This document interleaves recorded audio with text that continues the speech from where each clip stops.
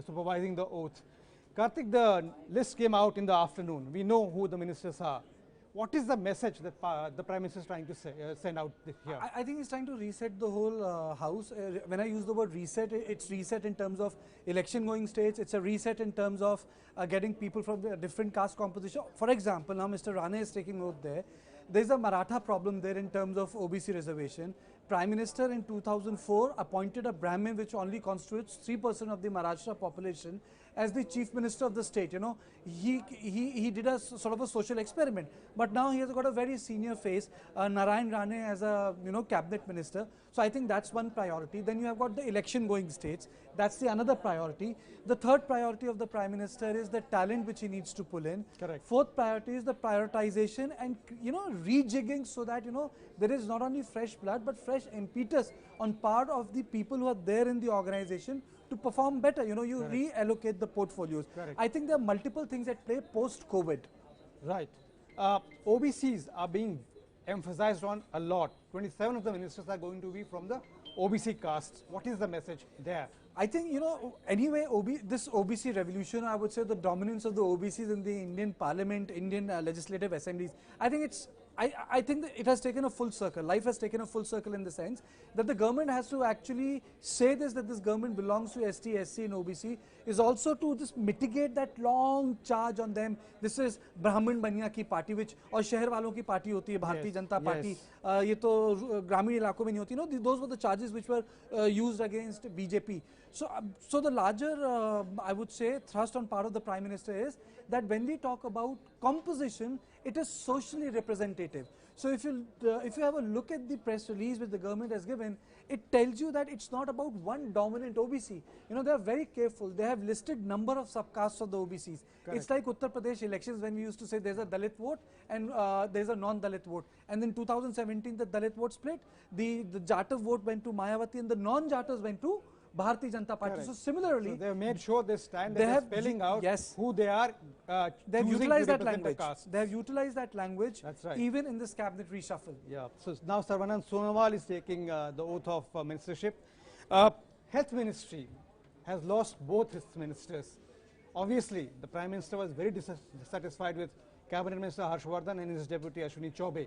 Who do you think will be given charge this time of the Health Ministry? I think anyone can be given a charge, but it tells us one thing, that you don't need to be a technocrat to be a great performer. That's right. You can be a great political hand and you can still perform in technical ministries. And it's like saying that if you get a doctor, the doctor will make a good health minister, or if you get an IFS officer will make a good foreign minister. No, it's not like that. Some IFS officers can make good foreign ministers, but not necessarily every foreign officer will make a good foreign minister. Correct. Similarly, I think they need a person who can manage it, because there's a confusion. COVID is not about treatment of a disease.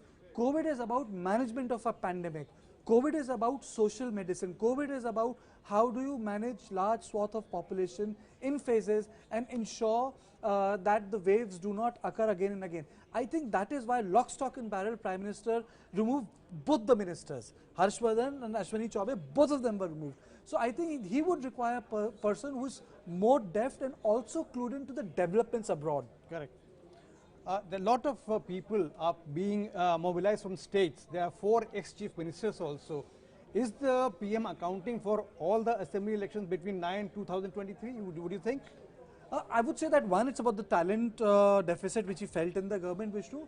Secondly, some of the ministers had served under Prime Minister Modi in 2014. For example, Sarbanand Sonowal was the sports minister. He went there because he was the tribal face. For the first time, Bharatiya Janata Party came to power in Assam, and he had to be accommodated because Hemanta Biswa Sarma is the chief minister there. Correct. Similarly, you have other people who have got wide administrative experience, and I think he wanted to get that experience on board when it comes to the cabinet.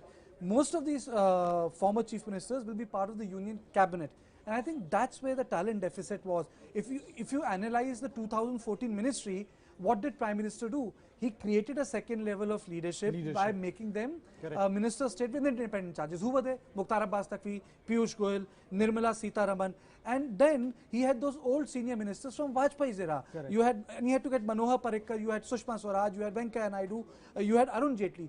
But when he retired, then the second generation of leadership became the first generation, barring Rajnath Singh. Yeah. So now he's trying to create a second layer for Bharatiya Janata Party. What do you think about the caste arithmetic that the BJP is trying to build here, especially in reference to the UP election, Uttarakhand election, and Gujarat election that will happen later in the second half of Gujarat? I think Gujarat, I'm interested because the MP from Surat, gets to be part of the Union Council. There was great talk in 2017. I covered Gujarat elections there, and people say that, well, Congress is going to sweep Surat. There's a lot of problem. But ultimately, all the business community, they were cursing Bharatiya Janata Party, but ended up voting for them. Correct. If you remember the composition of the win, Congress could not win a single seat from Surat, single assembly segment. True. By small margins, BJP... Even though the Patidar agitation was centered in Surat. Even by small margin, they swept Surat.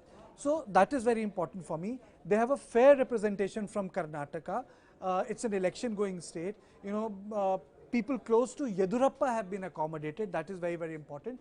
And when it comes to Uttar Pradesh, I would not restrict BJP in terms of caste coalition. I think broadly they are trying to accommodate a lot of people. You have an MP from Maharashtra who has been to Lok Sabha 5 times.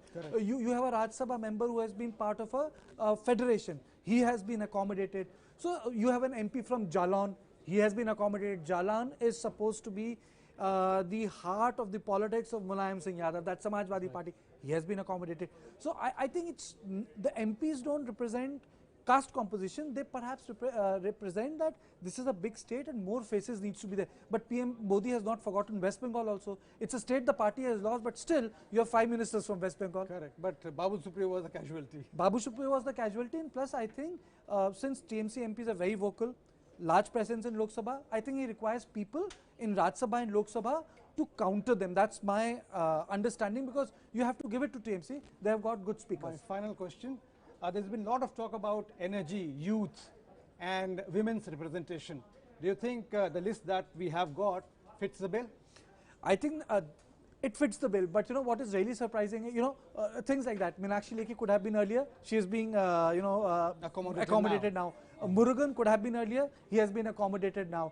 When you are talking about representation, there are certain things which Prime Minister has done. The man who has served under Vajpayee's PMO, his name Ashwini Vaishnav. His name is 5th on the list, which means that person is going to be a cabinet minister. So my question is, who is going to be the man and who is going to head the law ministry and do that interface between the government? Who is going to be the new information and broadcasting minister, the spokesperson of the government? And he has not, as of now, rejigged the top 5. Yes, that is really done together with the cabinet reshuffle. So lots of questions still to be answered, but the cabinet reshuffle is on at the moment. That's all from us right now. Thank you for being with TV9 Digital. See you later. Bye now. Bye-bye.